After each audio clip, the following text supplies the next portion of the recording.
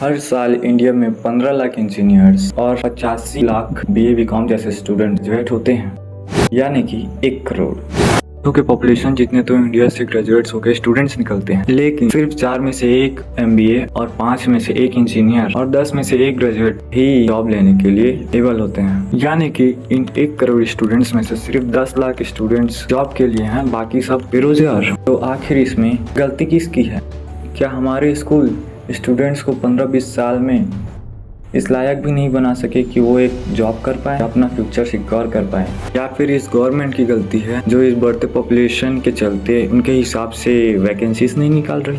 दिन पहले हुए नीट स्कैम से हमें ये तो पता चल गया कि ये सिस्टम करप्ट है।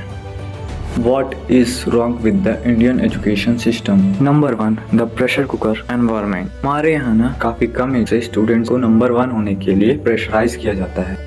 नंबर 1 से ना 1 नंबर कम होना भी जैसे कोई गुनाह है। स्कूल्स में सक्सेस मेजर हमेशा उसके एग्ज़ाम के रिजल्ट पे डिपेंड करता है। छोटा सोच ही रिफ्लेक्ट करता है कि हमारे रिजल्ट पे ही हमारा फ्यूचर डिपेंडेंट है, लेकिन ये इस बात को कंसीडर भी नहीं करता कि किताबी स्किल्स के अलावा बाकी स्किल्स भी हमारे लाइफ में कितने इम्पोर्टेंट हैं और कैसे इन्हें ओवर द टाइम डेवलप किया जा सकता है।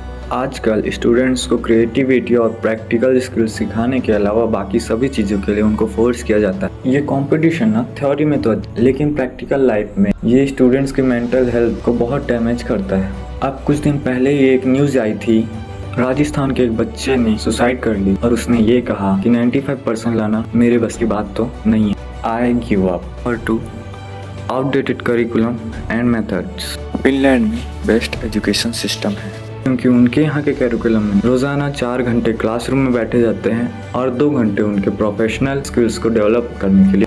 और सबसे बड़ी बात, there are no standard test and exams in Finland. वहाँ के स्टूडेंट अपना पहला एग्ज़ाम 16 साल की उम्र में ही दिलाते हैं।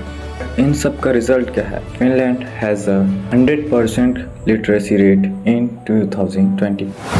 इंडिया में ना एग्जैक्टली यही सब चीज़ें मिसिंग है। हमारे स्कूल ना क्रिएटिविटी को इंस्पायर ही नहीं करते। हम ना वही घिसा पिटा करिकुलम फॉलो करते हैं। The world is moving ahead faster rate than ever. Point number 3, rote learning and no real understanding. Rote learning यानी आसान शब्दों में रट्टा मारना। हमारा देश ना कई सालों से इसी फिलॉसफी पे चलते आ रहा है और दूसरे दिन ना एग्जाम में आके वही सारा कुछ चेप देते हैं और एग्जाम के बाद सारी इन्फॉर्मेशन नॉलेज भूल जाते। इस मेथड से ना ही स्टूडेंट्स के क्रिटिकल थिंकिंग और ना ही उनके प्रैक्टिकल नॉलेज कोई बेनिफिट मिल पाए। आप मुझे बताओ कि एजुकेशन का एंड गोल आखिर क्या है? अगर आपका बच्चा बड़ा होकर किसी भी प्रॉब्लम के सोल्यूशन तक ना पहुंच सके तो इस एजुकेशन का मतलब ही क्या रह जाएगा? हमारा सिस्टम हमें मजबूर करता है कि हम इन सब्जेक्ट के डीपली जाकर हम इन्हें रट्टा मारें।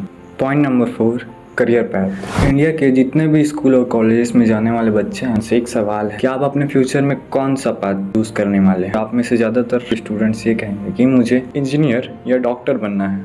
आप में से कितने सारे लोग ऐसे हैं जो एक क्रिएटर, शेफ। और एक इंटरेस्टिंग फैक्ट है, दुनिया की लगभग 400 ट्रिलियन डॉलर्स वेल्थ हैं, जिनमें से 82% हिस्सा दुनिया के टॉप 10% लोग ही ओन करते हैं और इन 10% में कोई भी डॉक्टर या इंजीनियर नहीं है।